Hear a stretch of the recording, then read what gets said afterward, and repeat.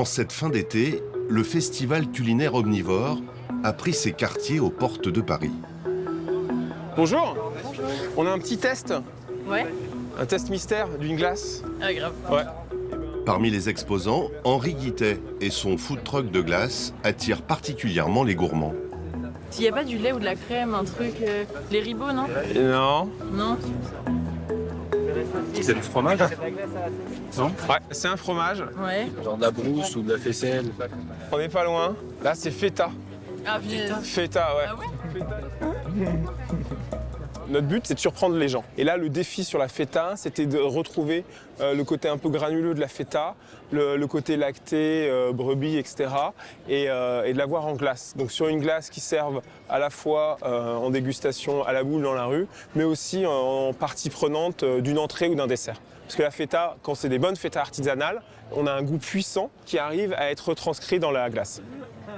Oser, surprendre, séduire, manifestement, Henri a réussi son pari. Ah oui. C'est hyper surprenant. C'est presque un peu sablé dedans. Mais il y a vraiment le goût de feta. Ouais, c'est bon. Ouais, c'est bon. J'adore, c'est intéressant. Je valide. De la glace à la feta, il fallait y penser. Un mariage inattendu, révélateur de la success story de ce fromage grec qui, depuis quelques années, a envahi nos assiettes. C'est une tranche de graisse, un fromage vieux comme le monde. Une recette qui vient de loin, qui vient de haut. Plus qu'un simple fromage, c'est un pan de la culture, du patrimoine grec. Une fierté nationale. La feta, on la trouve sur toutes les tables d'Athènes à Thessalonique et même bien au-delà. Dans nos salades estivales ou dans les cuisines des plus grands chefs, la feta est aujourd'hui devenue une star mondiale. Des brebis grecques à nos étals, ce fromage grec a su s'imposer de haute lutte sur un marché où de nombreux faussaires contournent habilement son AOP, son appellation d'origine protégée. Issu d'un savoir-faire encore artisanal, on défend un mode de vie, on défend une façon de voir les choses qui est amenée à disparaître. Bah nous, on résiste par rapport à ça. ou produit à la chaîne pour un goût uniformisé, largement imité, mais jamais égalé. C'est un goût de graisse qui séduit les consommateurs comme leur porte-monnaie. De tous les fromages, c'est l'un des moins chers au kilo.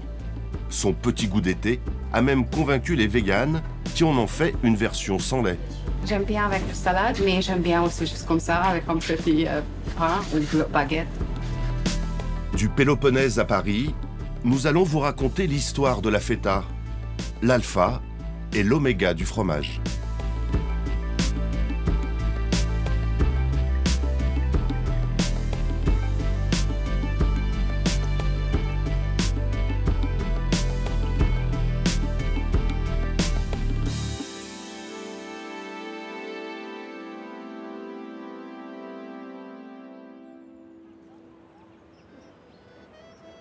Sur les hauteurs de l'Est parisien, une petite musique annonce le début du printemps. Dans cette boutique de Belleville, au son de l'accordéon, Alexandre Alice, son propriétaire, a organisé une petite fête. Alexandre vend des produits grecs haut de gamme. Du miel, de l'huile d'olive, des citrons ou de l'origan. Mais aussi et surtout du fromage, qu'il importe directement des montagnes du Péloponnèse. Au début, quand on a commencé il y a 7 ans, le seul contenant qu'on faisait, c'était du 7 kg en saumure comme ça, quoi. Quand on a commencé à travailler sur la feta, moi je savais pas comment ouvrir le truc, et pareil, des chefs, ils n'arrivaient pas, ils essayaient avec des couteaux, ça marchait pas et tout. Du coup, j'ai trouvé le coup avec le tournevis. Voilà.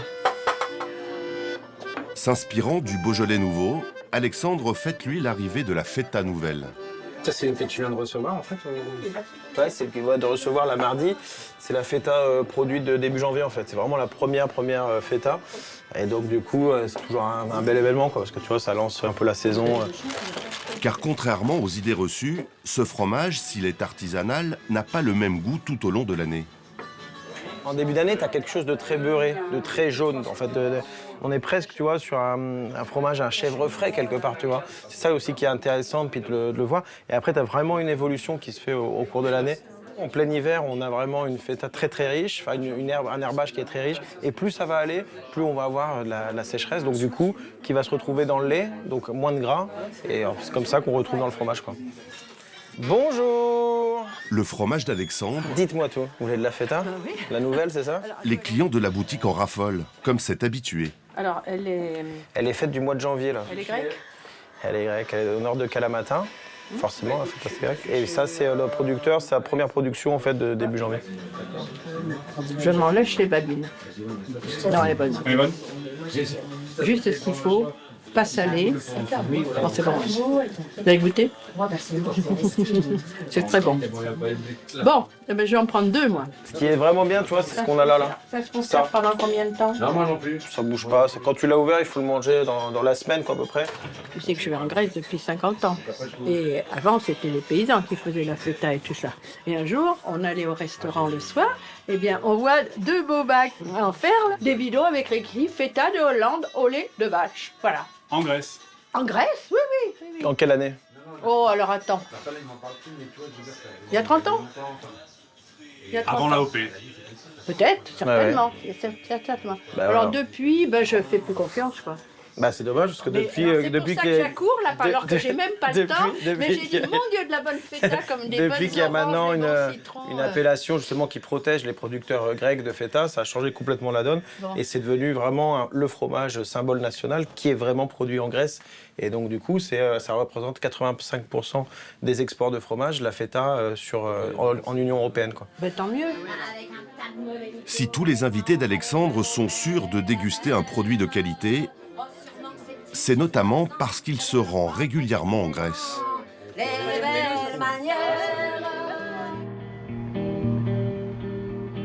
La Grèce, l'autre pays du fromage. Sur les rives du Péloponnèse, locaux et vacanciers profitent des premiers rayons d'un soleil printanier.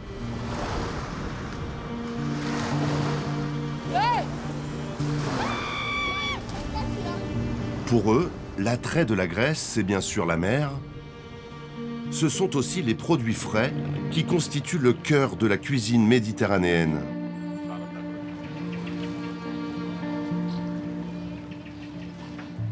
Parmi eux, la feta bien sûr.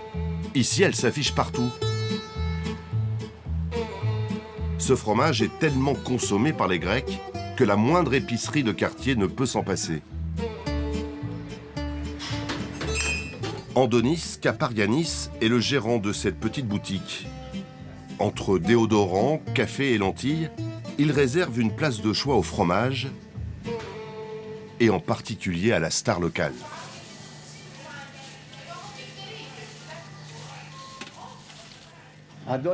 Antonis, tu peux me préparer 500 grammes de feta, s'il te plaît? C'est bon? Ouais, c'est de la très bonne feta. Ça te suffit? Oui, parfait. À la découpe, fraîchement sortie de sa saumure, la feta se vend très bien. Pour Antonis, un best-seller, un incontournable même. En fait, si tu as un bon produit comme la feta dans ton magasin, c'est-à-dire un produit de qualité, c'est de la publicité pour ta boutique. Le client va venir rien que pour ça. Et à partir de là, tu peux lui vendre autre chose. En fait, c'est un produit d'appel. Je préfère ne pas en avoir un jour plutôt que d'aller en chercher mais qu'elle ne soit pas bonne. J'essaye toujours de proposer de la qualité et de ne pas dire simplement « j'ai de la feta ». Ici, pas de fromage industriel, Antonis ne propose que de l'artisanal. La feta est essentielle. Elle accompagne n'importe quel plat. À la maison, il y a toujours de la feta. Sur la table, il doit y en avoir absolument.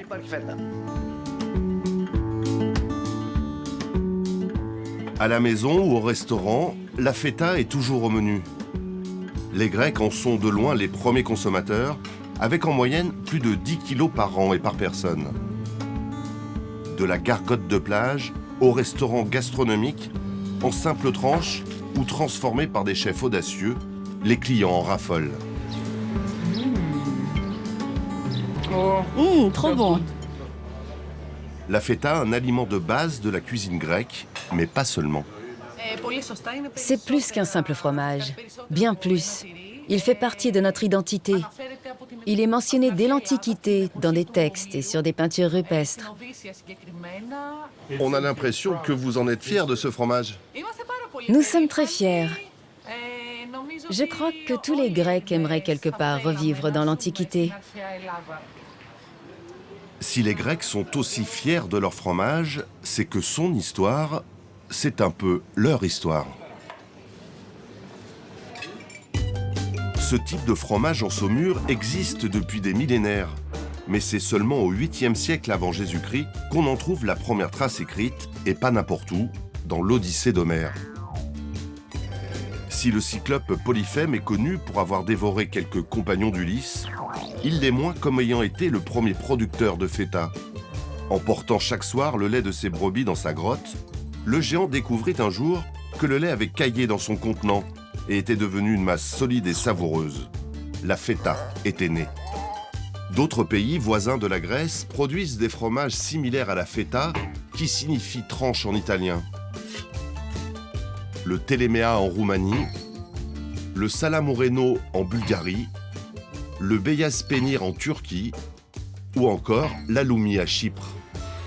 Mais celui qui s'est imposé un peu partout depuis une cinquantaine d'années, c'est la version grecque, devenue quasi emblème national.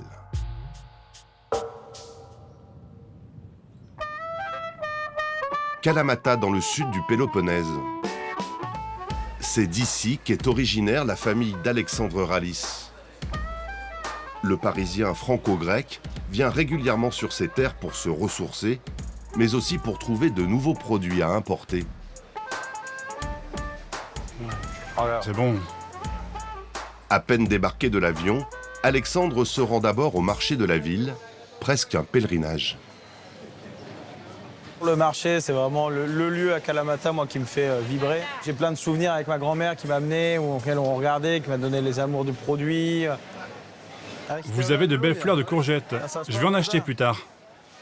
C'est un marché de producteurs, c'est ça qui est super intéressant. C'est des gens qui produisent eux-mêmes dans Kalamata, autour de Kalamata, dans la montagne, qui viennent vendre leurs produits. Donc on trouve des produits qui sont absolument fabuleux, quoi. Nectarines et pêches gorgées de soleil. Origan sauvage ou encore miel de montagne. Ici, Alexandre n'a que l'embarras du choix.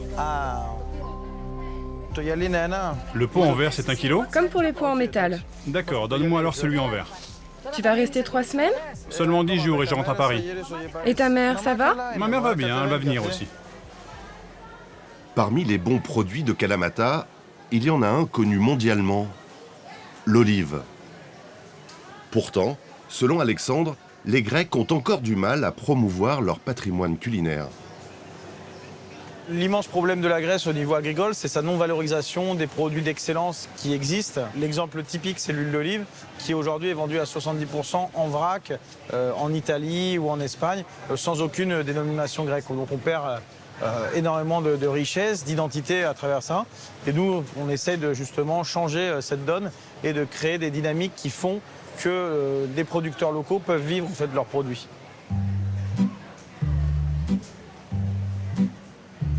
Cet engagement, Alexandre l'a pris auprès d'un fromager en particulier. Cet après-midi, il se rend dans un petit village à 50 km au nord de Kalamata. Il a rendez-vous avec Nikos Memos. Ah, te voilà toi, comment ça va? Super. Tout va bien? Montre-moi un peu ta boutique. Dans sa boucherie-fromagerie, Nikos vend ses propres fromages. Qu'est-ce que tu as à nous montrer ici? Tu as de l'antotiro, je vois. Oui, j'en ai. Bah mets-moi un peu aussi. Tu veux essayer? Oui, je veux bien. Je vais t'en prendre un petit peu. 7 ans maintenant que les deux hommes travaillent ensemble. Quand je ne le connaissais pas, c'était rien que du business, du travail. Mais avec le temps, on a appris à se connaître et on s'est vu plus souvent. Et maintenant, c'est un très très bon ami. Et notre amitié passe avant le travail. À chaque fois que je descends en Grèce, on essaie de venir, j'essaie de voir un petit peu la production tous les 5-6 mois, on va dire à chaque fois. Toujours ressentir en fait qu'est-ce qui se passe, quelles sont les évolutions qu'ils peuvent avoir. Toujours savoir que c'est un produit qui ne sera jamais totalement pareil, donc pouvoir aussi l'expliquer à mes clients. C'était une bonne année cette année? Pas mal. Elle date de quand celle-là? Celle-là de février. Sa feta, Nikos la prépare dans sa fromagerie artisanale, quelques centaines de mètres plus loin. Une entreprise familiale fondée par son grand-père en 1950. Ici, chaque étape de la fabrication du fromage est respectée dans les règles de l'art. Il est important de contrôler la température. Si elle t'échappe et que ça dépasse un certain niveau, soit notre fromage ne coagulera pas, soit il sera beaucoup trop mou. Avec la température, on influe sur la qualité finale. À quelle température tu dois rester? Entre 34 et 37 degrés. Chez Nikos, tout est encore fait à la main.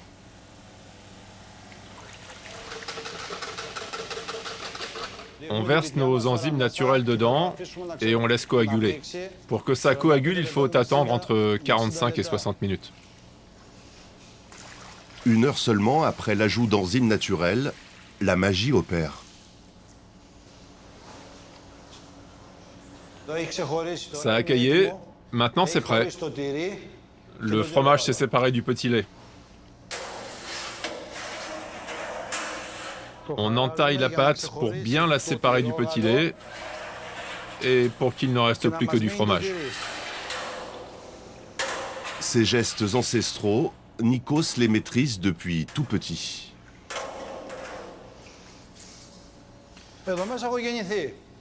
Je suis né là-dedans. Mon père me gardait à ses côtés dans son bureau, dans lequel il y avait un lit. On dormait là et on se réveillait directement dans la fromagerie. On y jouait aussi. C'est pour ça que je garde autant d'amour pour ce métier. C'est ici que j'ai grandi, tu vois. Ça fait 3 générations que ça dure. Mon grand-père, mon père et moi, et j'espère bientôt Anastasis. Anastasis, le fils de Nikos, 10 ans à peine, et déjà l'amour du métier. Mets-le bien dedans. C'est bien. Éteins avec l'interrupteur maintenant. Voilà, c'est bien.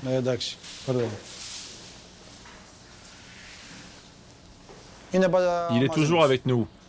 Enfin, il va à l'école, mais quand il n'y est pas, il est ici. Il aide, et si ça lui plaît, il continuera, espérons. J'aimerais bien qu'il continue, mais s'il veut faire autre chose, c'est lui qui choisira. Remets-le à sa place.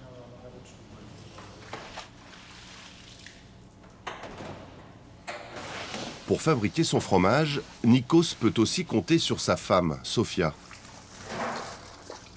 Il y a un savoir qui est vraiment complètement ancestral autour de ce fromage, qui est le symbole de la Grèce et qui aujourd'hui est travaillé de manière familiale. Et moi, ça me fascine justement de voir toute une famille animée par l'amour du produit, de vouloir faire toujours du mieux possible et avoir cette volonté justement d'excellence qu'on ne retrouve pas malheureusement beaucoup en Grèce, mais qu'on essaie de chercher. Au bout de 2 jours de fermentation, le fromage est démoulé en blocs de 700 grammes. L'occasion pour Alexandre d'avoir un avant-goût du produit qu'il importera en France. C'est la première fois que je vais goûter ça. Tu ne dis pas de mal, ok? Ah, c'est sublime. Il y a un côté un peu de belle mozzarella, petit lait, enfin c'est long, c'est très agréable. C'est la première fois que j'en goûte. Il y a une fraîcheur qui est très belle. Tu es beaucoup moins sur la puissance que tu peux avoir sur la feta après la maturation, avec le travail de la maturation. Mais c'est extraordinaire. C'est vraiment très bon. Non, c'est pas du tout de la feta. On a un travail de maturation qui n'a pas été encore donné. Donc là, on est à la naissance, on va dire, du fromage, qui après va devenir de la feta. Une fois mis en bidon de 7 kg, les blocs de fromage vont être noyés dans l'eau salée, de la saumure.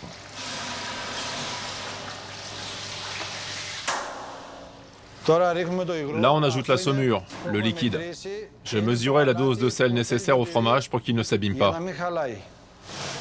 Avant de pouvoir être vendus comme de la feta, les blocs devront maturer minimum 2 mois.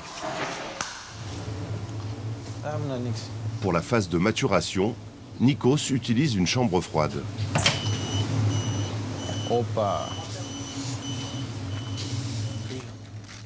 Plus qu'un immense frigo, un coffre-fort pour ses trésors.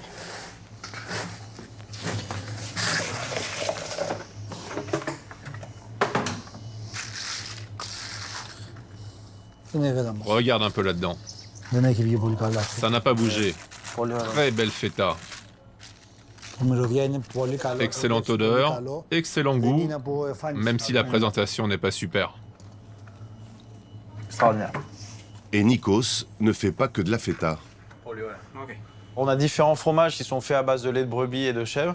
Donc on va avoir de la sfela, on va avoir de la mizifra, qui est un fromage en fait qu'on râpe, qu'on utilise en fait sur toutes les préparations comme les pâtes en graisse, tout ce qui est un fromage à râper à pâte dure, qui est vraiment un très beau fromage, très typique de la région et de Grèce. En fait, c'est vraiment le parmesan grec par excellence. Après, on va voir la sfela, ça se présente comme la feta, mais c'est beaucoup plus dur.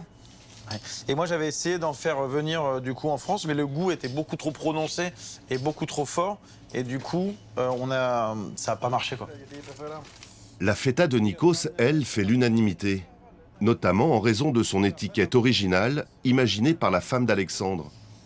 Un clin d'œil à l'histoire d'Ulysse, s'échappant de la grotte du Cyclope.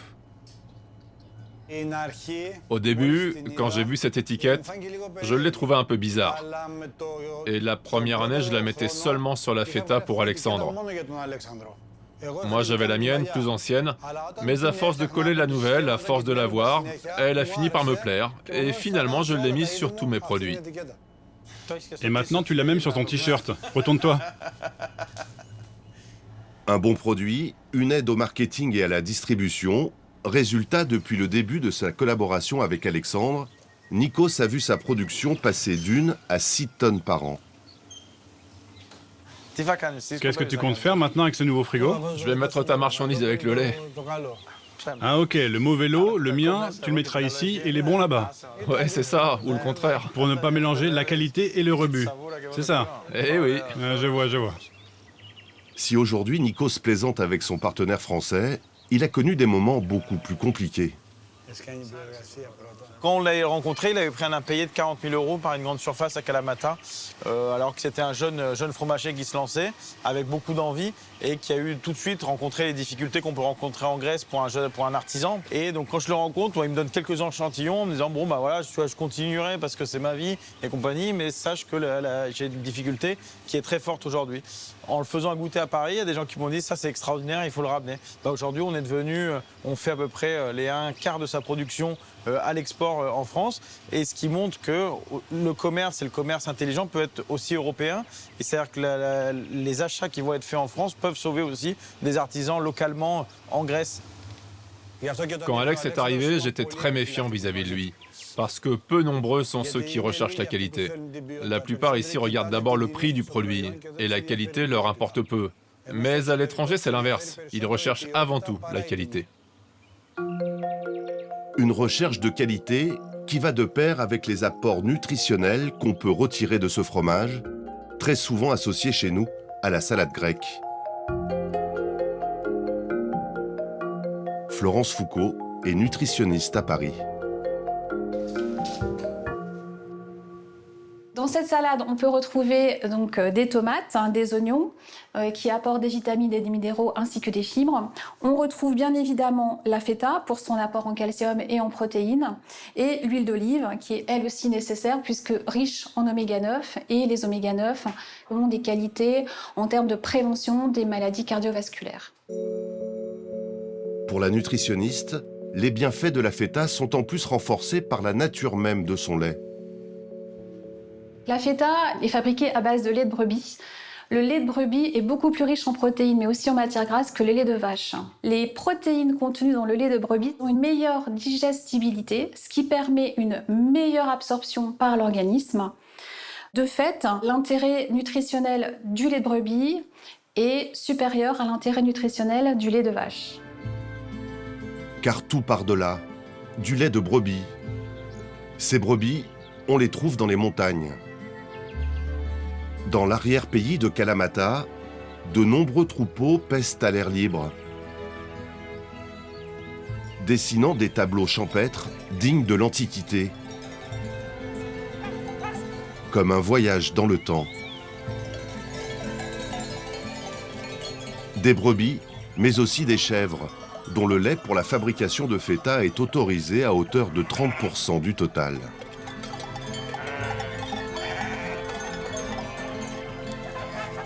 À 1000 mètres d'altitude, Alexandre et Nikos nous emmènent rencontrer Georgios Limberopoulos.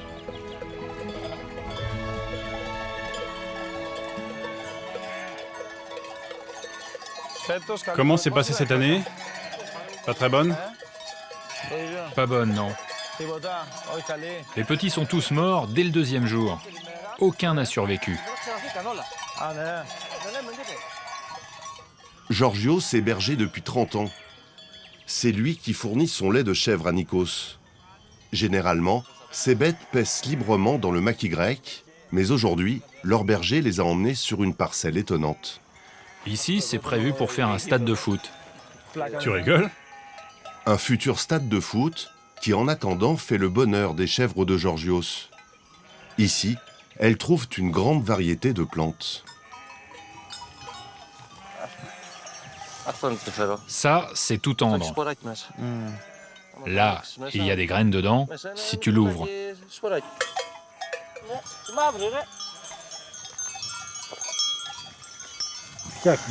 Tu les vois là, à l'intérieur?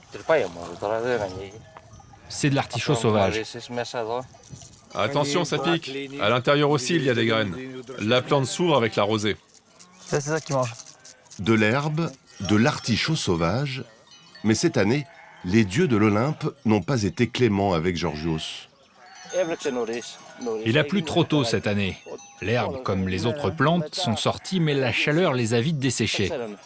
Ici, normalement, tu devrais avoir du vert partout.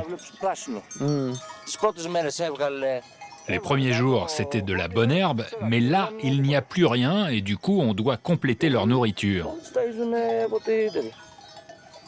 Ailleurs, plus haut dans la montagne, il y a plein de camomilles. Et quand les chèvres en mangent, le lait a un goût différent.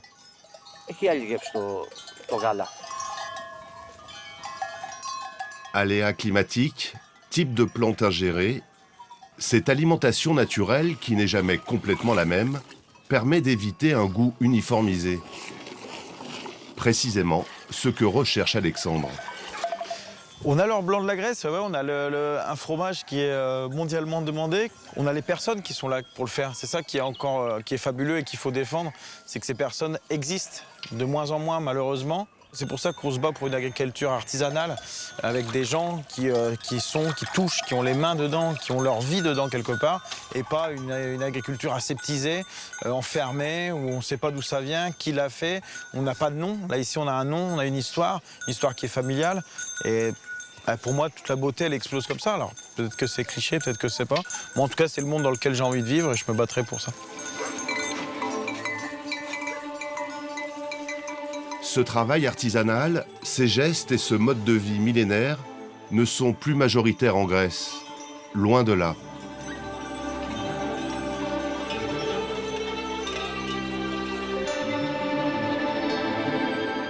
Aujourd'hui, l'essentiel de la feta produite et exportée est issu de grosses usines, comme celle-ci.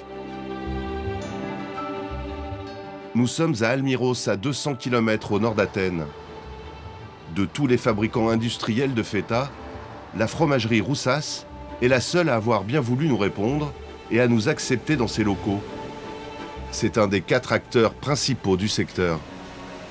Si la société a été fondée en 1952, l'usine, elle, a refait peau neuve complètement il y a 1 an pour répondre à la demande mondiale croissante. Désormais, ici, l'essentiel du travail est mécanisé, automatisé. Alexandros Botos est le PDG de l'entreprise. On a fait combien aujourd'hui? Et c'était quoi la production hier? 64. 64 tonnes? Tout était bon? Parfait.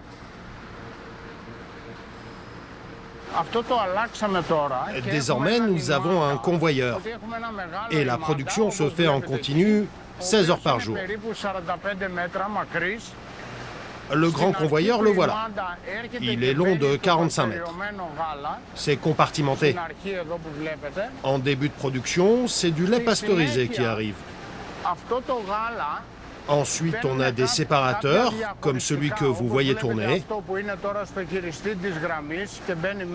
Puis après, on a des unités de coagulation indépendantes.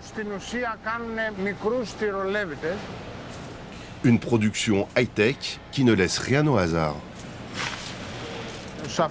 Dans ces bacs, il y a la quantité de sel que nous utiliserons dans les prochaines 24 heures. Là, ce sont les doseurs de sel que nous allons rajouter au bloc de fromage, de façon à ce que chaque bloc de même poids reçoive la même quantité de sel pour que le goût pour le consommateur soit toujours identique. Le produit est de qualité, mais contrairement à une feta artisanale, ici il y a peu de différence de goût selon les saisons. Quant au contrôle, très nombreux, ils sont dignes d'un laboratoire pharmaceutique. Ici, nos chimistes vérifient tous les jours différents paramètres du fromage dans la saumure. Ils mesurent l'humidité, ils mesurent le pH, les caractéristiques microbiologiques. Plus le temps passe, plus le pH du fromage baisse. C'est à ce moment-là qu'il atteint son zénith gustatif. Dans cet univers très industriel, métallique et froid, le goût n'est donc pas oublié. On y trouve même le Graal de la feta, la conservation en tonneaux.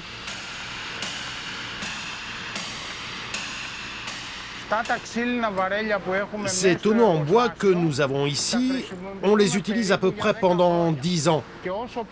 Plus le bois vieillit, meilleur est le goût. La diaspora grecque est partout dans le monde. Quand ils sont partis de Grèce au début du XXe siècle, il n'y avait pas de bac en métal. Ils ne connaissaient que la feta en tonneau. Pareil pour le consommateur grec en Grèce. Il préfère la feta en tonneau, parce que ça donne un parfum particulier au fromage, comme avec le vin.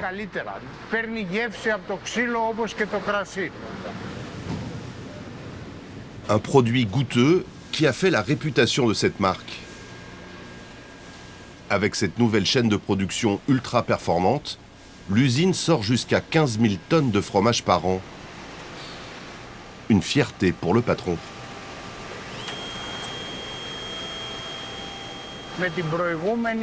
Dans l'usine précédente, les employés faisaient beaucoup de travaux manuels. Ça, maintenant, c'est fini. Et plus le temps passe, plus cela s'allégera. Graduellement, ils seront davantage des contrôleurs que des intervenants manuels. Une stratégie payante. L'entreprise vend chaque année plus de feta, en Grèce, mais surtout aujourd'hui à l'étranger.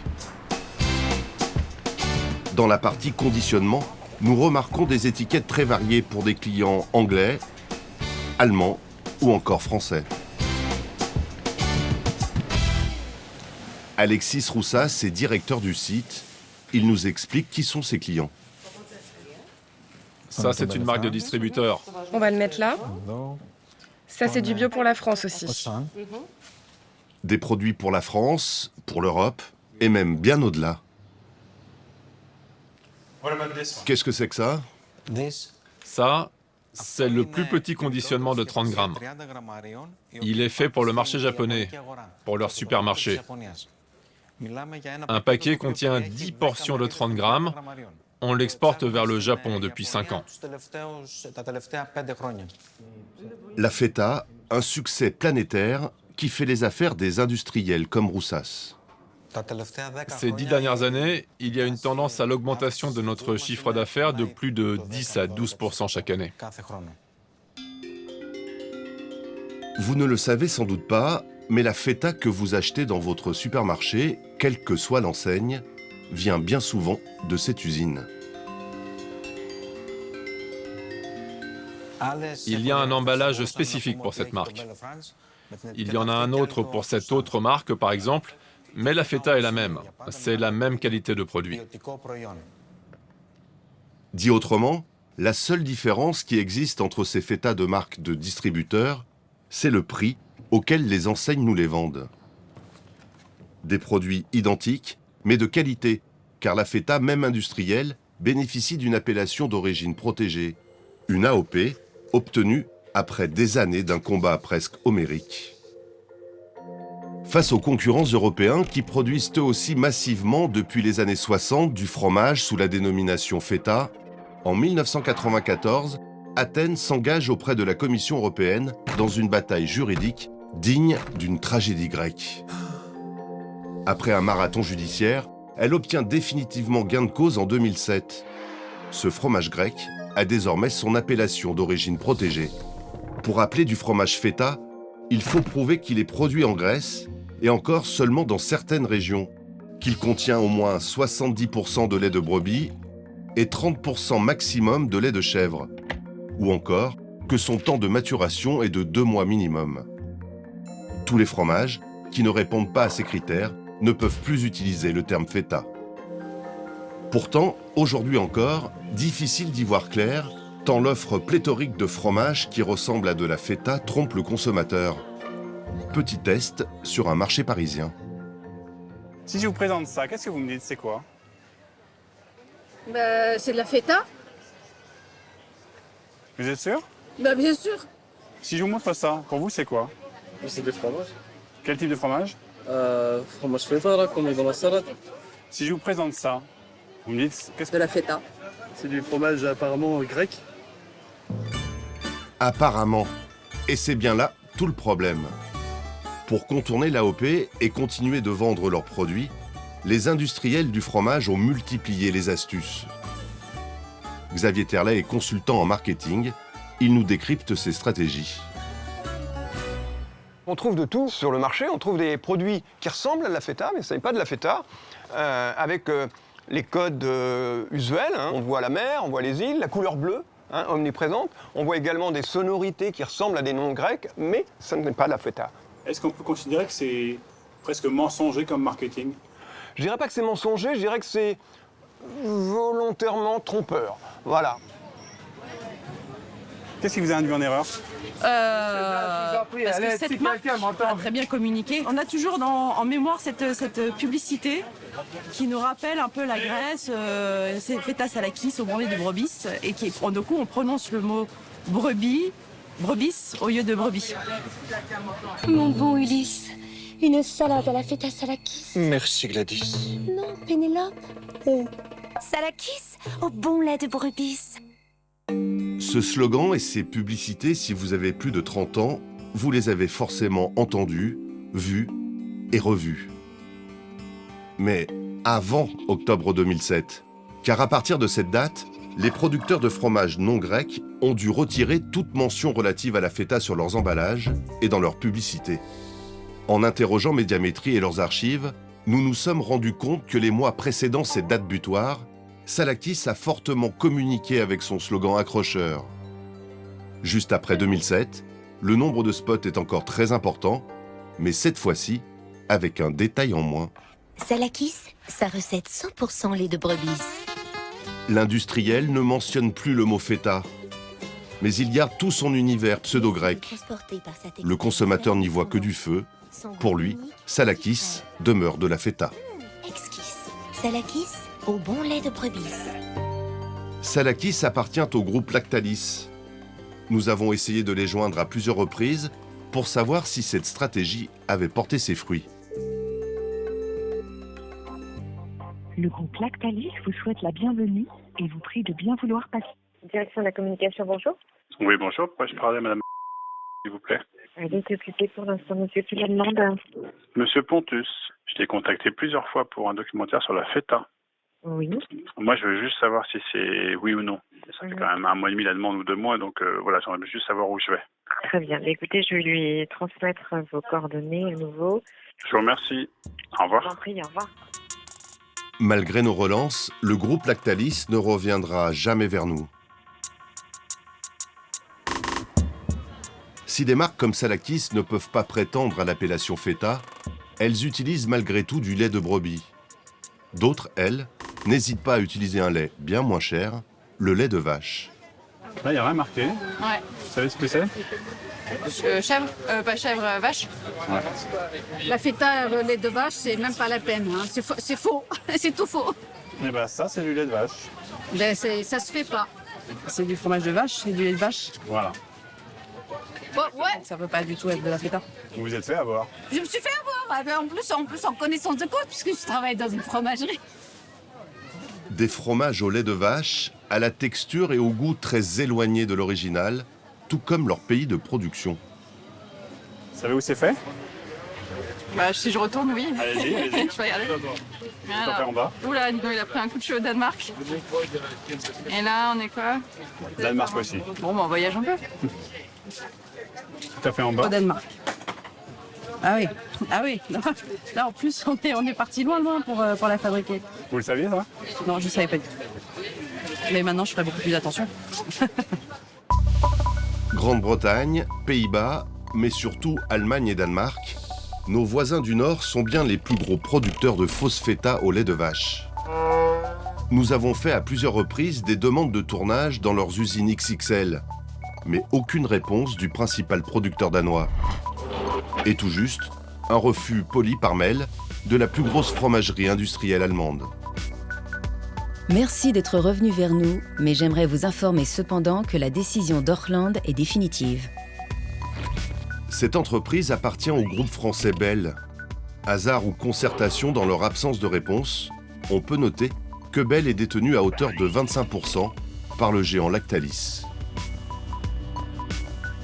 Pour contrer cette concurrence à bas coût, les fabricants de feta ont organisé leur riposte. Les vrais producteurs de feta, ils mettent en avant les vrais arguments. Et le premier d'entre eux, ça va être le label. Ici, on le reconnaît, on le retrouve ici, par exemple. Ce label d'origine protégée. Là, on est sûr qu'on est avec une vraie feta. Sinon, on remarque, on a exactement les mêmes codes. La mer, la sonorité grecque, l'alphabet grec, avec l'epsilon ici qui montre que c'est bien un produit grec. Il faut toujours regarder les ingrédients, toujours se renseigner. Une feta, c'est une feta. C'est marqué dessus. Si c'est marqué dessus en Europe, vous êtes sûr que c'est une feta normalement. Sinon, il y a tromperie. En revanche, en dehors de l'Europe, et notamment en Amérique du Nord, on trouve énormément d'appellations qui s'appellent feta, et on est très très éloigné de ce qu'est la vraie feta. Aujourd'hui, ce combat a été mené en Europe. Maintenant, il s'agit de mener ce combat en dehors de l'Europe, et notamment en Amérique du Nord. Ça va être plus dur. Ça va être plus dur. Plus dur, mais la Grèce n'a pas dit son dernier mot. L'année dernière, elle a autorisé la Commission européenne à poursuivre en justice le Danemark, qui continue depuis plus de 10 ans de vendre en dehors de l'Europe ses fromages au lait de vache sous l'appellation protégée feta. Pour mener cette bataille juridique, Makis Voridis, le ministre de l'Agriculture. La Grèce demande ce que demandent tous les pays qui ont des produits AOP. Ce que demande la France pour son roquefort, ce que demande l'Italie pour son parmesan. C'est ce que veut la Grèce pour sa feta. C'est-à-dire que soit respecté le fait que c'est un produit qui correspond à des caractéristiques spécifiques et qui est produit uniquement en Grèce. Tu ne peux pas faire de la feta au Danemark, comme tu ne peux pas produire du parmesan en Allemagne. D'accord, mais si le Danemark ne respecte pas la législation européenne, que peut faire la Grèce ? Faire ce qu'on a fait, aller devant le tribunal européen, et si le Danemark refuse encore, il devra payer de très grosses amendes et finira par se soumettre.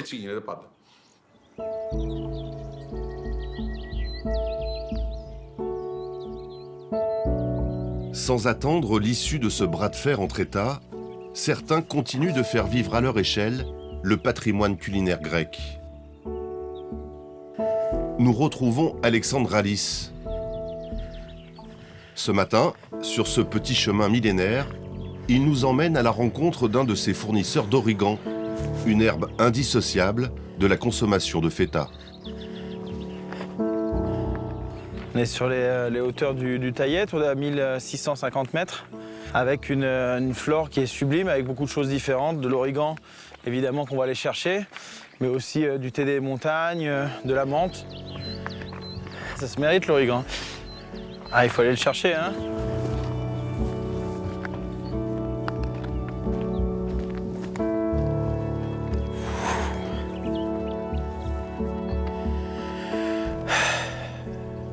Il y a pire. Est-ce qu'il y a mieux? Ah, c'est sublime.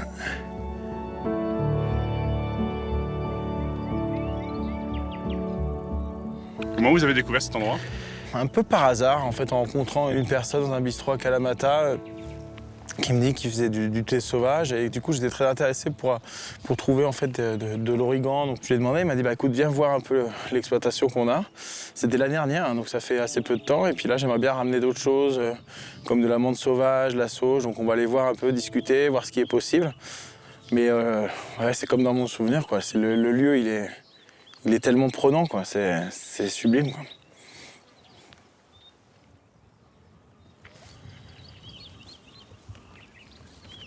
Celui qui exploite ce lieu magique, c'est Georgios Bakalis. Salut Alex. Salut Georgios, comment tu vas? Tout va bien. Bienvenue, ça va? Tout va bien dans ton beau paradis? Tout va bien. Bienvenue. Merci. Tu nous montres les trésors de cette année? Ok. La menthe, l'origan. Bah regarde, ici t'as un bel exemple avec ce jardin de pierre. On y trouve du thé, de la menthe et de l'origan. Voilà l'origan. Son odeur vient de sa feuille. Sa petite tête n'a pas encore poussé. Il n'a pas encore fleuri. Quand ce sera le cas, ça donnera un autre arôme. Tel qu'il est, tu peux le mettre au frigo et l'utiliser pour aromatiser la feta et les autres plats. Ce qu'un grec ne peut pas manger, c'est de la feta sans origan. C'est ça ce qu'on cherche, c'est ça ce qu'on aime. On attend que la floraison en fait se fasse pour après la couper, pour après la sécher en fait. Il n'y a pas d'eau qui est utilisée, c'est laissé à l'état naturel et récolté au moment où il faut, sans pression et choses comme ça. Et donc le goût le goût, il est puissant, c'est le goût originel de l'origan tel que je le connais. Et puis c'est surtout, en Grèce, c'est bien qu'il y ait des gens comme ça qui valorisent des produits naturels qui sortent de la montagne, quoi.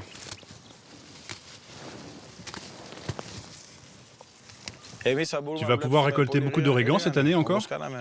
Tu penses en avoir assez pour m'en envoyer? Oui, bien sûr. Tu vas me dire combien il t'en faut et je vais m'arranger.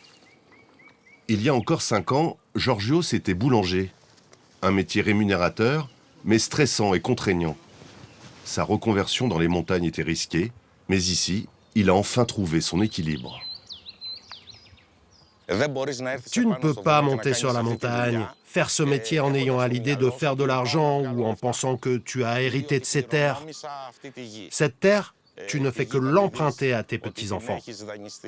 Et travailler ici, tu le feras pour te fatiguer et être simplement satisfait au final du fruit de ton travail. C'est la seule philosophie à avoir ici.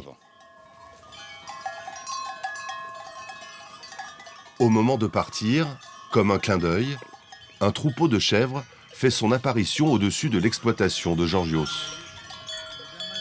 Alexandre, on a l'impression qu'on a tout réuni là. C'est ça. Les chefs qui vont donner la feta, l'origan. Il manque l'huile d'olive, on l'a oublié à Kalamata, mais tout est ensemble, il n'y a pas besoin de plus, quoi. Cette simplicité, fille de la nature et de ses aléas, cette authenticité, c'est cela que recherchent les vrais amateurs de feta.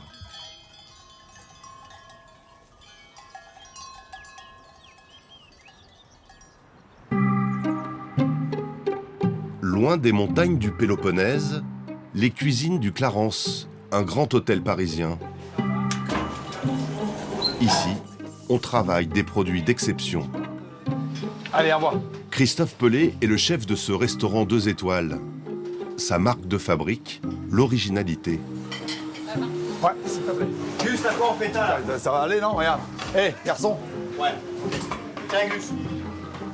À sa carte, Christophe Pelé met régulièrement des plats à base de feta.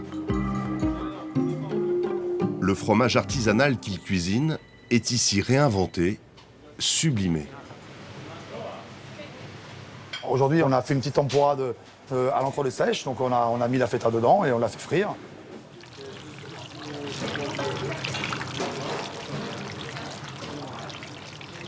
Donc voilà ce que ça donne. On va mettre ça, on va associer ça avec un thon, donc ça c'est un peu classique chez nos amis les Grecs, feta thon. Donc on va reproduire un petit peu la feta et le thon. Et puis avec ça, on va mettre une petite sauce roquette. Donc sauce roquette, c'est huile d'olive, roquette et un petit peu de parmesan, quoi. Donc bien mixé. Donc un petit peu de sauce roquette dans le fond. On fait un petit montage. Voilà. J'assaisonne mon thon un petit peu, légèrement. Voilà, sur la feta. À ça, on va ajouter quelques fleurs d'origan et voilà. Et après, on va juste un petit coup d'huile d'olive histoire de pour finir tranquillement. Voilà. Donc là, dans un plat comme celui-ci, vous avez la roquette, on va dire le pimenté. La feta, c'est le salé. Et puis vous avez le thon qui va amener de la texture et de la fraîcheur, quoi. Donc on est finalement d'une simplicité comme ça, c'est assez complet en bouche, quoi. Un nem de feta tempura, une recette osée régulièrement à la carte de ce restaurant. La feta, source d'inspiration infinie pour le chef. Donc la feta, on peut l'utiliser en condiment, on peut l'utiliser à la mousse-bouche. On pourrait même, si on était un peu vicieux, l'utiliser vers la fin, vers les desserts. Je pense que ça pourrait fonctionner avec une fraise. Vous voyez, donc il y a plein de possibilités. Je pense que c'est un produit qui est malléable, qu'on peut utiliser dans plein de façons différentes. Après, c'est ce qu'on a aussi ici et c'est ce qu'on s'autorise à faire aussi. De la Grèce au Japon, de l'Antiquité à la nouvelle cuisine, la feta a traversé les mers et les âges grâce à des passionnés. Avec son appellation d'origine protégée, elle s'est armée pour rester authentique. De quoi prolonger encore longtemps son odyssée.